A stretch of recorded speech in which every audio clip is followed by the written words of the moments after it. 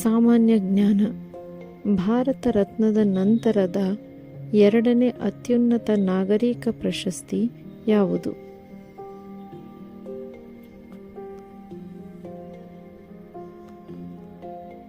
ಉತ್ತರ ಪದ್ಮವಿಭೂಷಣ.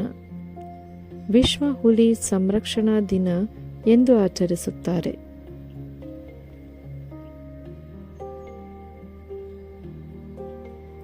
ಉತ್ತರ ಜುಲೈ 29.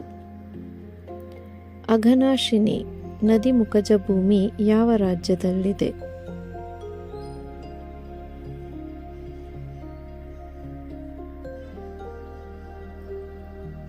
ಉತ್ತರ ಕರ್ನಾಟಕ.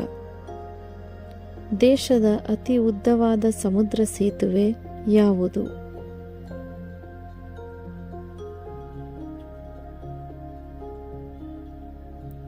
ಉತ್ತರ ಅಟಲ್ ಸೇತುವೆ. ಯಾರ ಜನ್ಮದಿನವನ್ನು ರಾಷ್ಟ್ರೀಯ ಕಿಸಾನ್ ದಿನವನ್ನಾಗಿ ಆಚರಿಸಲಾಗುತ್ತಿದೆ?